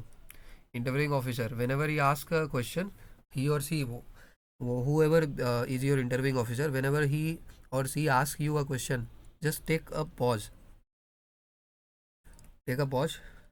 for 2 to 3 seconds and then think of the question. इसके लिए कोई number नहीं cut रहा है ना कि अरे तुमने तो इतना टाइम ले लिया। वो आपके साथ ऑलरेडी 1 घंटा 30 मिनट बिताएगा और फिर भी आपको रिजेक्ट कर देगा अगर आपने कंटेंट नहीं बोला। और अगर आपने सोच के शुरू से ही अच्छे से जवाब दिया, आपको 12 मिनट का भी इंटरव्यू में, एक वीडियो कल अपलोड हुआ था, एक कैंडिडेट का इंटरव्यू 12 मिनट चला, स्टिल ही रिकमेंडेड। कल चैनल आप देख लेना, मेरा ही भाई है वो, हाँ आपका भाई है। आपका भाई है सूर्यांश भैया। हाँ, बस तो समझ लो, तो यानी कि उससे फिर बात करना आपको समझ में आ जाएगा कि they want candidates who can think. Okay, so आप सोचो, उसके बाद जवाब देना, तो आपका फर्स्ट अटेम्प्ट में हो जाएगा फिर, है ना। That I am telling you from my experience, तो यूज़ दैट। और नॉर्मली भी किसी से घर में बात कर रहे हो, है ना, तो what, do not reply for the sake of replying कि इससे पहले जवाब देना है। जस्ट लेट देम विन, है ना। जस्ट यू थिंक कि my duty is to answer him very correctly and very honestly, and I will only answer when I have thought it well. Okay, just thought it well. बाकी तो वो जो SSB वाला जो first session था वो देख लेना। उसके बाद अगला सेशन संडे को होगा, उसमें आ जाना। उसमें और डिटेल में फिर 2-3 घंटा फिर लगेगा पर Sunday. I will groom you on a basis और life style basis, then you will be doing it. बाकी करना आपको ही होगा, वो कोई चीट कोड नहीं है उस वीडियो में कि सीक्रेट कोड की जिससे आपका वीडियो देख के एसएसबी निकल जाए, nothing like that. This is just about, will give you a right direction. बाकी अगर एफर्ट्स आपका वेक्टर क्वांटिटी है, I will give you a direction. जो मैग्नीट्यूड है वो आपको डालना है। अगर आप मैग्नीट्यूड डालेंगे तो एफर्ट्स और मैग्नीट्यूड दोनों मिलकर you will reach to success. Alright, yes sir. Okay. अब आगे तो ये हो गया। ये आपका ग्राफ ऑलरेडी कल डिस्कस हुआ था। ये नॉन यूनिफॉर्म मोशन का ग्राफ है, क्योंकि कैसे पता चलेगा, देखो यूनिफॉर्म वर्ड का मतलब ही होता है सेम। तो यहाँ पे स्लोप खींच लो, तो टेंजेंट धीरे धीरे खींचेंगे, देखो सबका स्लोप बदल रहा है। ये रेड वाले का स्लोप कुछ और है, ये रेड वाले का ढलान कुछ और है, ये रेड वाले का ढलान कुछ और है। देखो इस पे साइकिल चलाओगे और इस पे, तो ढलान कहाँ ज़्यादा है, ए पे ज़्यादा है कि बी पे ज़्यादा है? ए पर साइकिल, हाँ बोलो। बी पे। हाँ, तो बस ढलान चेंज हो रहा है, ढलान इंक्रीज कर रहा है। तो ढलान यहाँ इंक्रीज, ये भी आपसे पूछ सकता है कि स्पीड बढ़ रहा है कि घट रहा है। तो यहाँ पे स्पीड क्या हो रहा है, बढ़ रहा है। इंक्रीजेज। ओके, स्पीड डिक्रीजेज का ग्राफ कैसा हो जाएगा बताओ? तो वो नीचे की तरफ। नीचे की तरफ। नीचे की तरफ, ऐसे भी बना सकते हैं। Yes sir. देखो ढलान घट रहा है, तो ये याद रखेंगे। बाकी वेलोसिटी टाइम ग्राफ पे आ जाते हैं। इधर आपका वेलोसिटी है, इधर आपका टाइम है। बताओ इसका स्लोप क्या देगा?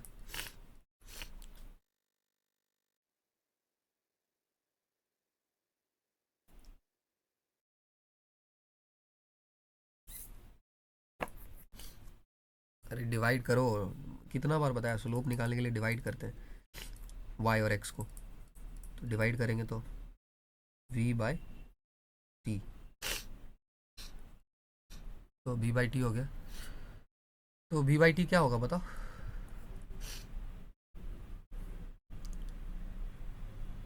अरे वेलोसिटी बाई टाइम, एक्सेलरेशन का फॉर्मूला क्या था?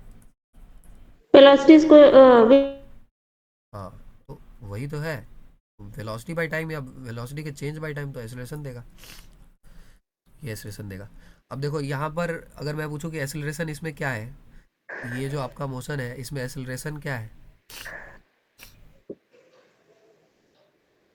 बताओ? इस ग्राफ को देख के बताओ एक्सेलरेशन का वैल्यू बताओ। सोचो सोचो सोचो, इस ग्राफ को देखो, फिर मेरे को बताओ एक्सेलरेशन का वैल्यू कितना होगा। Please think.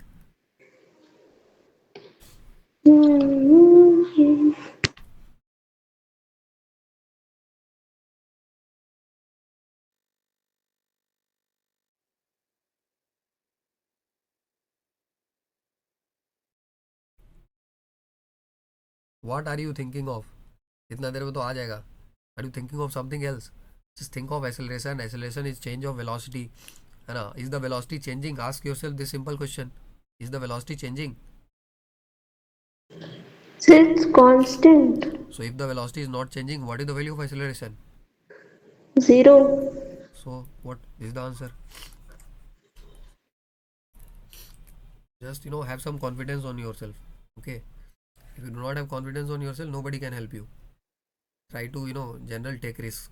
Normally क्या होगा, एक दो बार गलत होगा, फिर तीसरा बार सही होगा. Just trust your mind at some point of time. वरना आप वहाँ पे जीटीओ के आगे स्ट्रक्चर करके मुंह देख के खड़ा रहना बस. उसके बाद सब लोग सब कर देंगे, उसके बाद अंत में आना, हाँ I agree with chess number 7, see did a right job. तो वैसे करने से कुछ नहीं होगा फिर. And the velocity is represented along the Y axis. ये तो ऑब्जेक्ट, ओके, ये तो हो गया आपका. हाँ, तो इसका ये तो आ गया, स्लोप भी आ गया. एरिया क्या देगा इसका बताओ.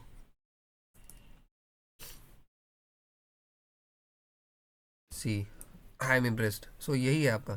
सो velocity into time. This is what happens when you force your mind to think. तो एरिया आपका देखो, ये दोनों गुना होगा वेलोसिटी इनटू टाइम. अब आपको सोचना है कि वेलोसिटी इनटू टाइम किस फॉर्मूला में आता था. तो आप सोचेंगे तो वेलोसिटी का फॉर्मूला होता था डिस्प्लेसमेंट बाय टाइम. तो इसको मल्टीप्लाई कर देंगे इधर, तो डिस्प्लेसमेंट आएगा. मतलब इस एरिया अंडर जो है ये आपको क्या देगा, डिस्प्लेसमेंट देगा. ओके, सो इसका एरिया निकाल लोगे ना. ये स्क्वायर है तो एरिया तो निकाल लोगे. नहीं, स्क्वायर नहीं है, सॉरी, रेक्टेंगल है. इसका एरिया निकाल लेना लेंथ इंटू ब्रेथ करके. स्क्वायर भी हुआ तो जो भी लेंथ इंटू ब्रेथ है उससे निकाल लेना. चलो चलो ठीक है, ये हो गया. अब यहाँ पे टेबल डेटा, कई बार हो सकता है क्वेश्चन जो है आपका टेबल में आए, तो do not get surprised. Question can come in form of a table also, because they know, UPSC वालों को पता है कि you will leave this table, right. They know your weak area, you will not study this table, so they will ask question in a tabular format. जहाँ पे आप week, वहीं पे एग्जामिनर का क्वेश्चन, तो उसको पता है. तो velocity of A car at regular instant of time, ये दिया हुआ है. टाइम आपका सेकंड, और वेलोसिटी आपका इसमें दिया हुआ है मीटर पर सेकंड. किलोमीटर पर आवर में अलग से दिया हुआ है. तो इसको डेटा को एक बार ऑब्जर्व करो आराम से. तो 0 सेकंड पे वेलोसिटी 0 है, फिर 5 सेकंड पे 2.5, 10 सेकंड पे 5, 15 पे. कोई पैटर्न दिख रहा है इस चारों में, बताओ एनी पैटर्न. तो 2.5 बढ़ रहा है और उधर 5. हाँ, मतलब इक्वल इंटरवल ऑफ टाइम में 5-5 सेकंड में इक्वल बढ़ रहा है. Yes. Okay, means velocity is increasing at a constant rate. So velocity is directly proportional to time. I can write that. Yes. If the velocity is increasing at a constant rate, तो graph तो उसका ही होगा ना, इस तरह से, velocity time. If I plot the graph for velocity time, तो velocity is increasing at a constant rate. So if the velocity is increasing at a constant rate, then what can I write? V is directly proportional to t. So t is increasing, v is increasing. So v is equal to kt. That means v by t is equal to k. And what is v by t? What is v Sir, by t? acceleration. So that means acceleration is constant, right? So this is an example of constant acceleration. So see how from the data itself we can decode that this is an example of constant acceleration. अगर इसी में data ऐसा रहता कि velocity आपका शुरुआत में भी 40 था, अगर ऐसा डेटा रहता 40 और हर जगह 40 40 40 40 40, तो ये फिर इस डेटा से पता चलता ना कि एक्सेलरेशन कितना होता.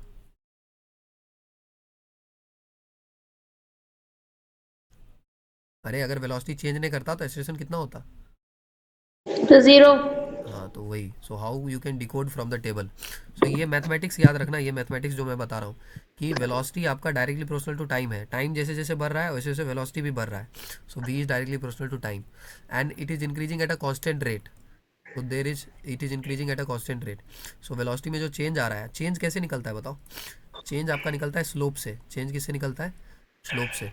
स्लोप क्या होता है, d y by d x. और d y by d x का मतलब ही चेंज होता है. D y by d x का मतलब क्या होता है, चेंज होता है. तो चेंज, और यहाँ पे हर जगह स्लोप सेम है, यानी कि velocity is changing eight a constant rate. तो देख लो हर बार वेलोसिटी कांस्टेंट रेट से चेंज हो रहा है. ओके, तो उससे भी समझ में आ सकता है कि एक्सेलरेशन कांस्टेंट है. अगर वेलोसिटी कांस्टेंट रेट से चेंज हो रहा है तो एक्सेलरेशन क्या होगा, कांस्टेंट. क्योंकि वेलोसिटी के चेंज होने के रेट को ही हम क्या बोलते हैं, बोलो. वेलोसिटी के चेंज होने के रेट को ही हम क्या बोलते हैं. Sir acceleration. चलो आगे बढ़ते हैं। गुड। सो अब और भी ग्राफ दिया हुआ है, देख लो। Car moving with uniform acceleration, तो ये वेलोसिटी है, ये टाइम है। तो देखो ये यूनिफॉर्म एक्सेलरेशन का ग्राफ हुआ कि नहीं हुआ। ये अब आपको समझ में आ रहा होगा कि क्यों ये यूनिफॉर्म एक्सेलरेशन का ग्राफ हुआ। क्योंकि यूनिफॉर्म एक्सेलरेशन मतलब सेम एक्सेलरेशन। यूनिफॉर्म एक्सेलरेशन मतलब कैसा एक्सेलरेशन, सेम। सेम यानी कि कांस्टेंट, सेम यानी कि कांस्टेंट। तो देखो ये सेम। अब इसका स्लोप निकाल लो बस, कुछ भी याद नहीं करना पड़ेगा आपको, अगर ट्रिक पता है तो। वेलोसिटी टाइम, तो स्लोप क्या होगा, v बाई टी का स्लोप क्या होगा, एक्सेलरेशन देगा। और स्लोप हर जगह सेम है, अगर हर स्लोप हर जगह सेम है मतलब एक्सेलरेशन भी सेम है, मतलब this is a graph for uniform acceleration. Done. Is it clear. Yes sir. अब बताओ एरिया अंडर दिस ग्राफ क्या देगा, ये एरिया क्या देगा। The displacement. हाँ तो एरिया निकाल लेना। ये फोटो क्या है, मैथ के हिसाब से बात करें तो इस शेप को क्या बोलेंगे, पूरे शेप को।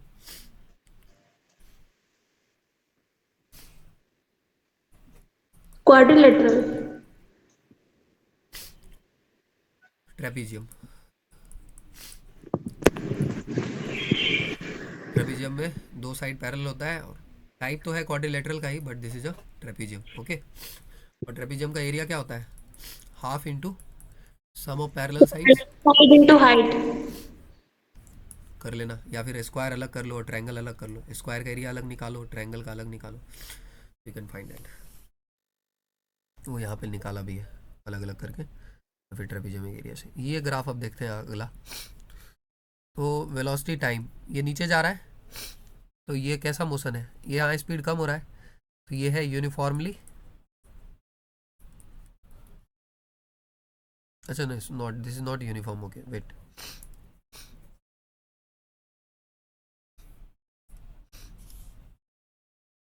यूनिफॉर्म तो तब होगा ना जब इक्वल इंटरवल में इक्वल चेंज करे। 5, यहाँ पे 5 में कितना चेंज किया है देखो, 10। फिर 5 में कितना चेंज किया है, 10। फिर 5 में कितना चेंज किया है, 10। लेकिन यहाँ देखो, इस वाले में देखो तो इसमें ऐसा कुछ है, एक बार ऑब्जर्व करो एक बार इसको केयरफुली।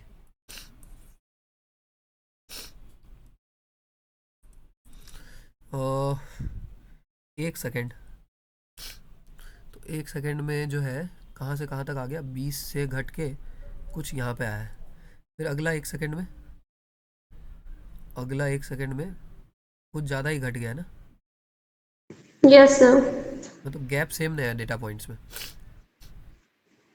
यहाँ आया है, पहले 2 घटा है, फिर 1 घटा है, फिर अगला एक सेकेंड में फिर 2 कम घटा है। घट। हाँ मतलब this is not uniform right, this is non uniform. Yes sir. Non uniform D acceleration, D acceleration means उसने ब्रेक मारा होगा, ठीक है। तो वेलोसिटी बाय टाइम, तो हो सकता है आपको पूछे कि ग्राफ देख के बताओ किस में ब्रेक मारा है, ऐसे पूछे। तो ये दो ग्राफ में देख के आप बता सकते हैं ना किस में ब्रेक मारा है,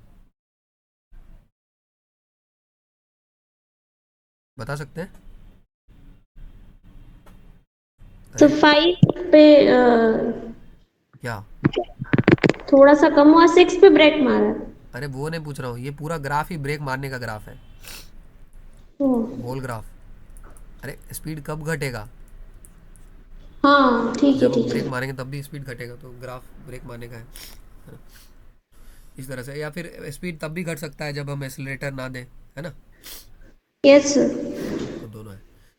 बाकी रुक कब गया है गाड़ी, रुका कब है, रुका 6 पे जाके। 6 पे जाके रुक गया है, ठीक है। तो आपसे आपको बोलेगा कि इस ग्राफ से बताओ कि कितना डिस्टेंस ट्रैवल किया, तो वो कैसे निकलेगा।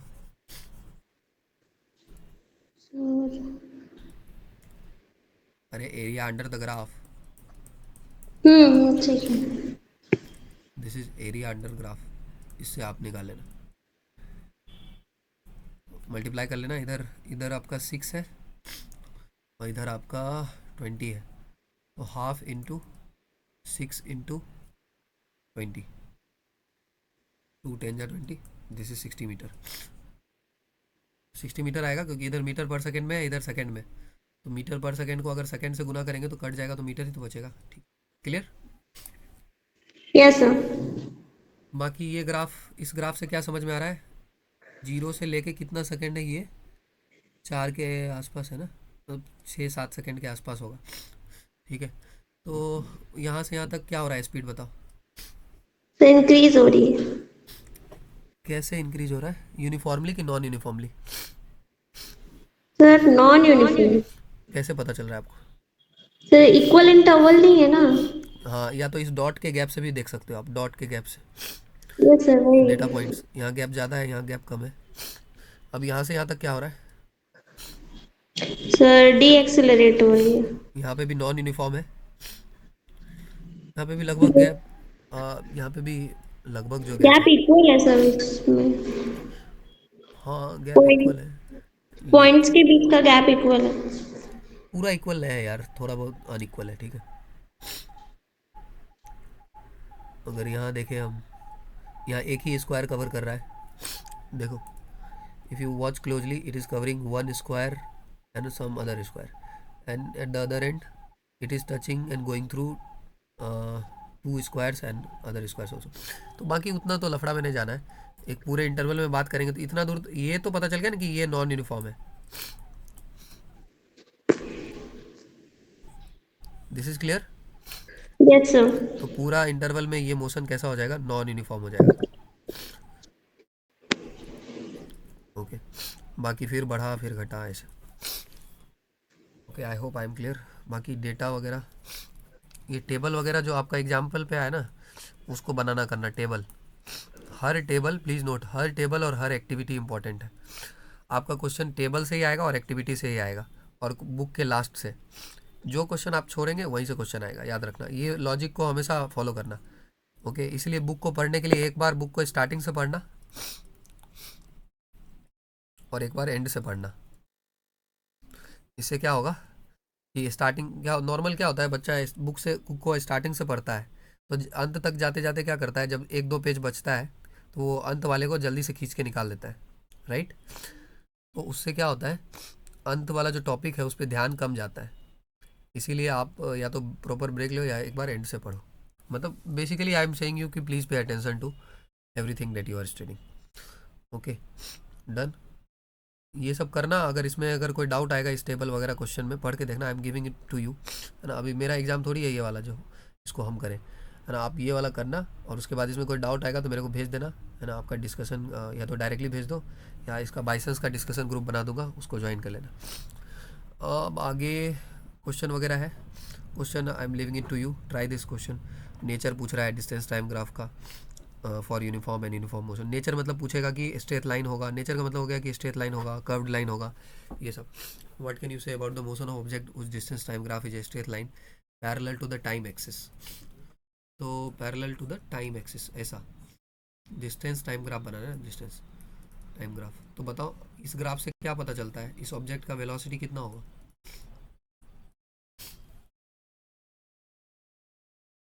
बोलो, सोच के बताओ। ये अगर ये ग्राफ ऐसा है parallel to the time axis, distance time graph बनाया, इस ऑब्जेक्ट का वेलोसिटी कैसा होगा? कांस्टेंट। अरे भब कांस्टेंट होगा, जीरो होगा। हाँ क्यों जीरो होगा? सर क्योंकि वो स्टार्ट ही नहीं हुआ ना, वो उसी पॉइंट पॉइंट, पे। हाँ, तो वही एक बार में सोचना है आपको। कोई ना, आप विद इन 4 मंथ्स, जो भी 3 मंथ्स बचा है, 3 मंथ सम डेज, उसमें आपको जब जब मैं आपको बोलूँ कि सोचना है, then take a pause for 3-4 seconds and then reply, then you will get better at it. Okay, now आगे जो लास्ट टॉपिक पढ़ रहे हैं उसके बाद आगे चले जाएंगे। Equation of motion by graphical method तो बता ही दिया। उसके बाद 3 इक्वेशन है आपका, 3 इक्वेशन है मेन, उसको याद रखना। 3 इक्वेशंस आपको पहले से पता होगा। एक आपका v प्लस बराबर u प्लस एटी, एस बराबर u t plus half a t square और v square minus u square बराबर 2s। Now whenever you are encountering any formula, make sure you do not rote the formula, but make sure you know what are the terms. Just write कि क्या term है इसमें, what are the terms and their meanings, हर term का क्या मतलब है। Okay, and then the procedure, this is 2 things when you are dealing with a formula. So what is v, बोलो। Final position. इसीलिए तो आपको पढ़ा रहा हूँ, फाइनल वेलोसिटी है, ठीक है। और u क्या है? Initial velocity. Initial velocity. उसके बाद a क्या है? एक्सीलरेशन। t क्या है? टाइम। चलो आगे, s क्या है? डिस्टेंस।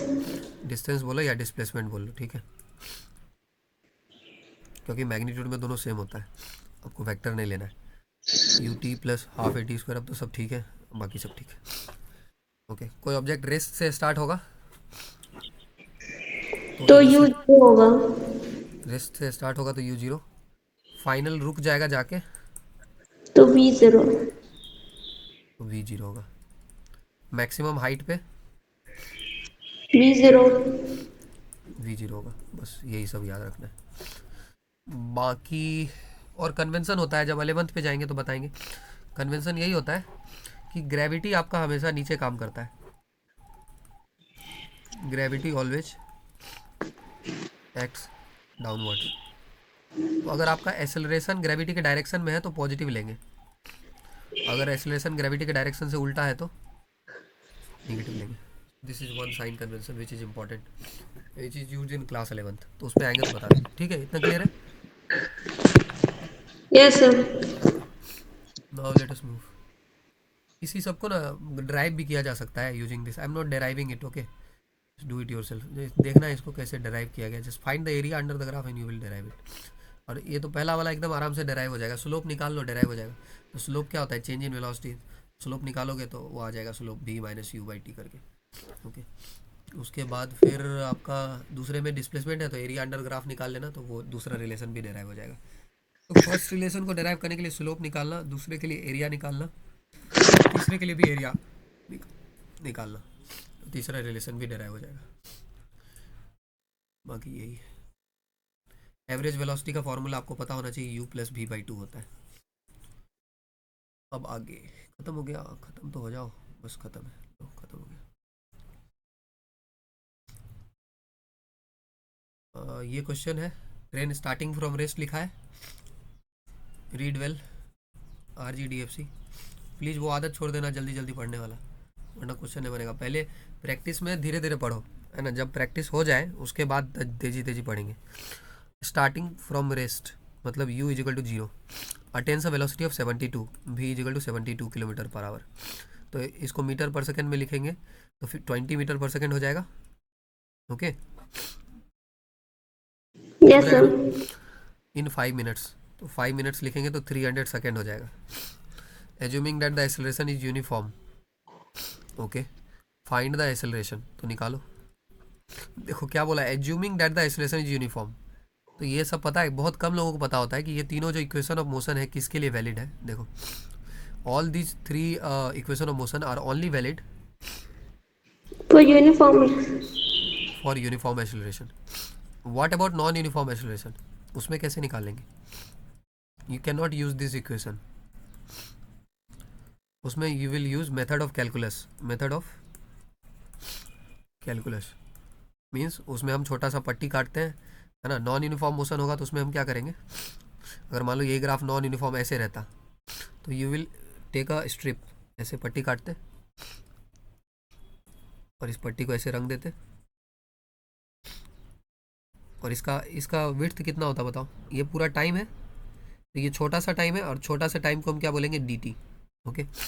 और इसका हाइट कितना होता, तो इसका जो हाइट है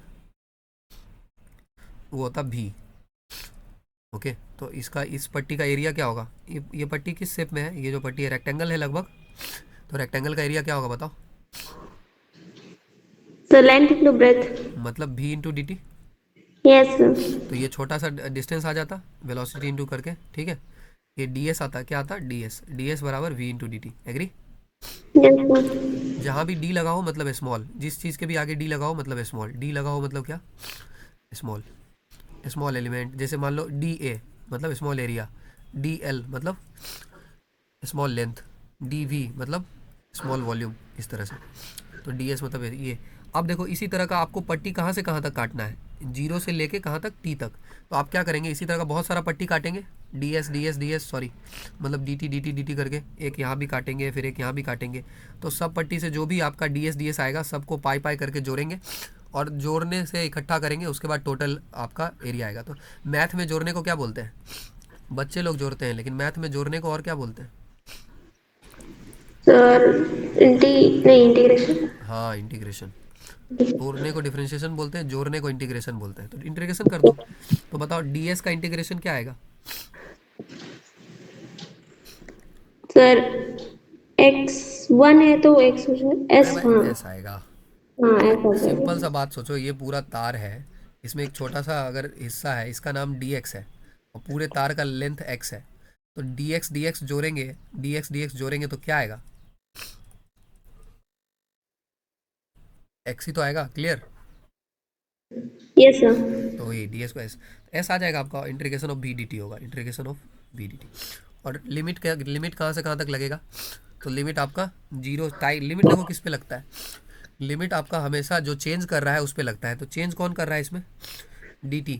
जिसके आगे d लगा हो वही चेंज करता है, तो dt। तो t चेंज कर रहा है, तो t कहाँ से चेंज कर रहा है? जीरो से स्टार्ट हुआ है और कहाँ तक गया है? t तक गया है, तो जीरो से t लिमिट लगेगा। Clear? Yes sir. So this is the method of integration. You can use it in non-uniform also, uniform also. Okay. Similarly, now I'm not doing the numericals. Okay, do the numericals yourself because numerical आएगा last topic and then I'll move to English. This is only 1 hour 16 minutes of recording. I already started late today. Now I'm feeling better. Now देखो uniform circular motion क्या है आपका? Uniform circular motion जो है, पहले तो uniform, uniform का मतलब क्या होता है? सेम। तो क्या सेम मोशन में फिर क्या सेम होगा बताओ?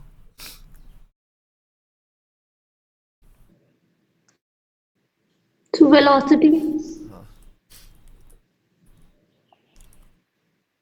मतलब वेलोसिटी तो सेम नहीं होगा। वेरी, ये तो गलत है। सेम इंटरवल सेम टाइम में कवर करेगा। स्पीड सेम होगा, स्पीड। अभी मैं बताता हूँ क्यों, अभी बताता हूँ। Let us this is very important discussion.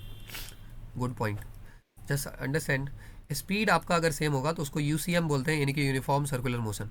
अब वेलोसिटी के साथ let me directly answer you and not beat around the bush. Velocity is a vector quantity, and how can be change a vector quantity? Vector quantity can be changed by changing its magnitude as well as by changing its direction. So even if you are moving on a circular track, let us say you started from this point of time, this is you, and you are moving in this direction. So at point 1, at point 2, at point 3, your speed is same. You are moving with 5 meter per second and again 5 meter per second and again 5 meter per second. So speed is same, speed is same, but velocity is not same. Why? Because velocity depends on direction, and how we make direction at this circular motion? By drawing tangents. So draw a tangent at this point, draw a tangent at this point, and draw a tangent at this point. So this tangent will give you the direction.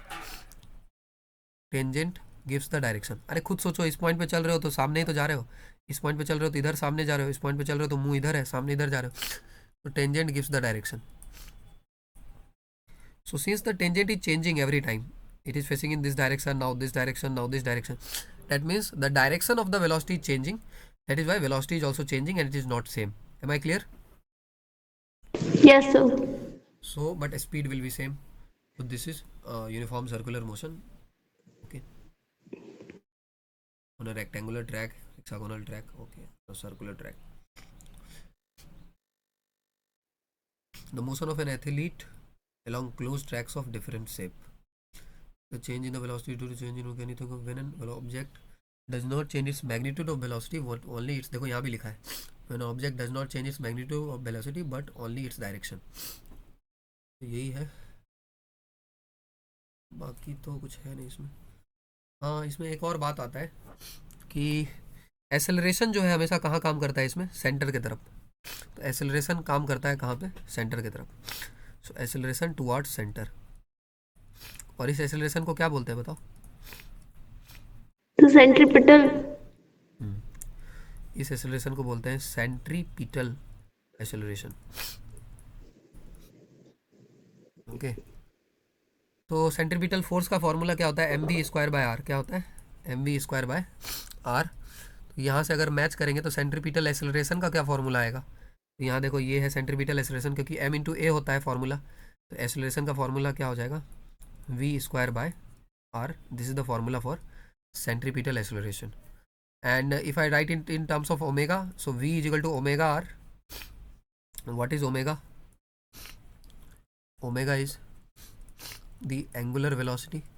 So AC is equal to, if you write it like that, put v यहाँ पर, so you will get omega square r. ठीक है?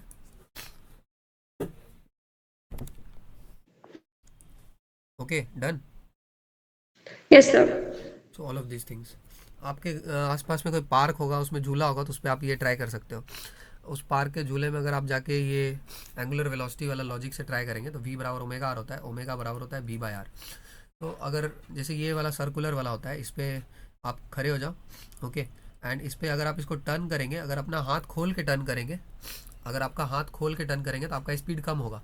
लेकिन जैसे आप हाथ बंद करेंगे, क्लोज कर लेंगे, है ना, देन आपका स्पीड बढ़ जाएगा. क्यों होगा? क्योंकि रेडियस अगर आप घटाएंगे तो ओमेगा आपका क्या हो जाएगा? बढ़ जाएगा. This is a very good exercise, है ना, मतलब good example to demonstrate that physics work in real life. You can go and check this out. Just find a park जिसमें वो नीचे वाला हो, ये चक्के वाला जो रोलर टाइप का होता है, डिस्क टाइप का, उस पर आप खड़ा हो जाओ और उसको आपको जो है ट्विस्ट देना है, राइट. फॉर वेस्ट एक्सरसाइज होता है, उसके लिए होता है. तो उस पर खड़ा हो जाओ और उसको आप ट्विस्ट दो. Just give your self a quick turn and then leave that, and then keep your hands unfolded, then suddenly fold it. You will see that your speed will suddenly increase out of nowhere. So that is because of this. Getting me? Understood? Yes, sir. Okay, so this is it. वो आपने वो भी देखा होगा जो dance वगैरह करती है, डांसर वगैरह, तो उसमें जब वो हाथ बंद कर लेती है तो उसका स्पीड जो है रोलिंग के दौरान बढ़ जाता है. ओके, तो यही है. नाउ इसमें एक क्वेश्चन आता है सर्कुलर मोशन में. ये वेलोसिटी का फॉर्मूला क्या होगा? पूरा अगर एक पूरा चक्कर लगाएंगे तो कितना डिस्टेंस ट्रैवल करेंगे? 2 पाई आर. और टाइम कितना होगा? t. 2 पाई आर तो समझ में आ गया ना. यहाँ से पूरा अगर एक चक्कर लगाएंगे तो सरकमफेरेंस ही तो ट्रैवल करेंगे, तो सरकमफेरेंस कितना होगा? 2 पाई आर. और सर आपका स्क्रीन पूरा ब्लैक हो गया है. ब्लैक हो गया.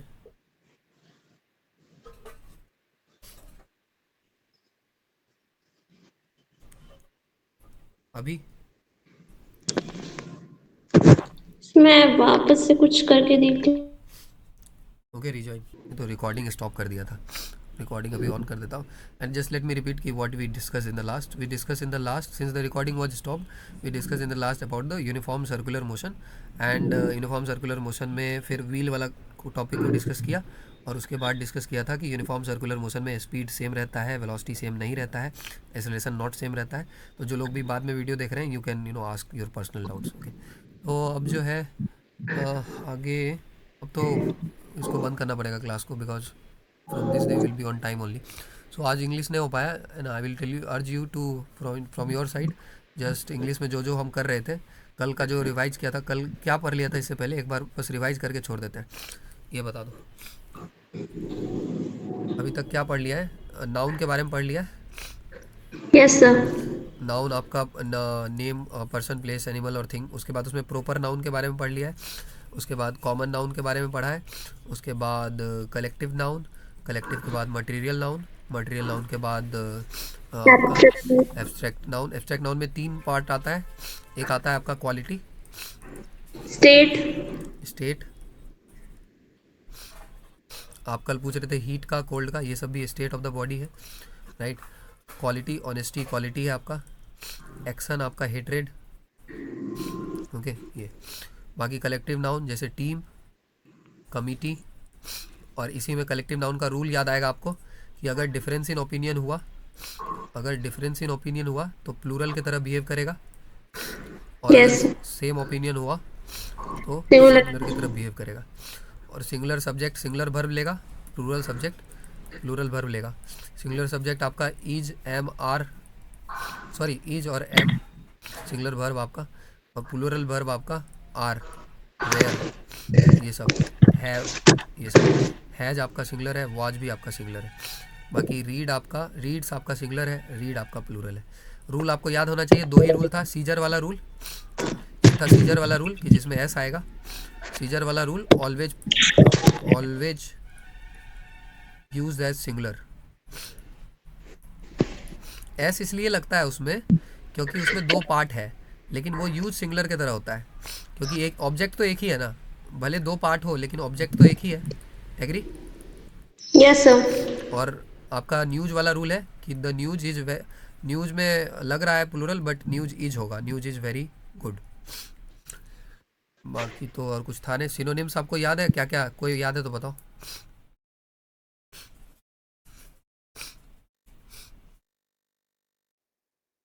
कोई तो बताओ।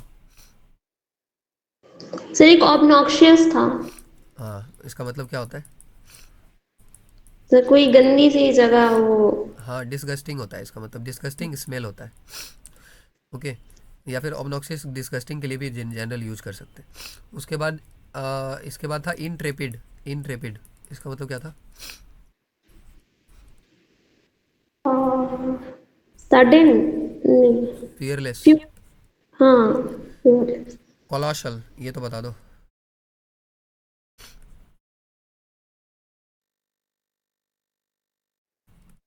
इसका मतलब था जायंट या enormous. You are asking for a colossal amount of money, you are asking for colossal amount of money, enormous amount of money. इसे डायनासोर, फूट, ये सब याद आएगा। ठीक है, तो उसको नोट्स में बना के फिर रिवाइज करना है, वरना ये इसका और कोई चारा नहीं है। सिनोनिम्स आपका, you cannot leave this, just let me tell you, you cannot just rely on physics and you can leave English। and English में आपका सिनोनिम्स, एंटोनिम्स, ईडियम्स, यही आपका सिलेक्शन करवा देगा अकेला। सिनोनिम्स, एंटोनिम्स, ईडियम्स, होमोनिम्स, ये सब मिला के ही ये 10 नंबर का आ जाता है। 10 10 20 10 30, 50 तो क्वेश्चन ही आ रहा है उसमें, 30 यही आ जा रहा है। तो you see where you need to invest, और इसमें बहुत हैवी इन्वेस्ट करना पड़ता है ना। तो please invest your time in this, है ना, एंड जैसे हम कर रहे हैं, राइट। और उसको रिवाइज करो, बस उसका काम आपका हो जाएगा। अंडरस्टूड? Yes sir. हाँ, और आपका देखो, लड़की लोगों को और ज़्यादा नंबर स्कोर करना है ना। If you have to score more marks because competition is tough for you. कम से कम आपको 500 के आसपास रिटर्न में देखना चाहिए। ओके, इतना ही होता है ना, 500 के आसपास। Yes sir, at least more than 460। हाँ, तो at least more than 460 means you should target for 500। Okay, so then only. और उसमें 500 लाने के लिए आपका सिर्फ इंग्लिश आपको कितना नंबर दिला रहा है ये देख रहे हो? English is giving that 200 marks for you. Okay, understood? Yes sir. So pay attention where to invest energy. Okay, invest your energy wisely. Your productive time should be invested in English first. Okay, then move on accordingly. Make a smart plan and adjust according to the weightage.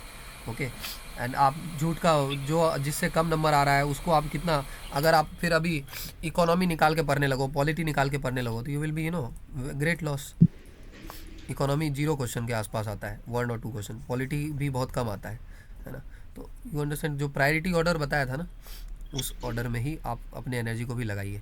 So with that I will be signing off. This is the priority order, है ना। ये priority order यहाँ लिखा हुआ है, तो इसको batch में भी इसी को फॉलो करेंगे, और आपको भी इसी को फॉलो करना चाहिए प्रायोरिटी ऑर्डर में। और इंग्लिश तो किंग मेकर है आपका, तो इंग्लिश को तो आपको अलग से ही फॉलो करना चाहिए इसमें। Alright, yes sir. Now let me start the recording.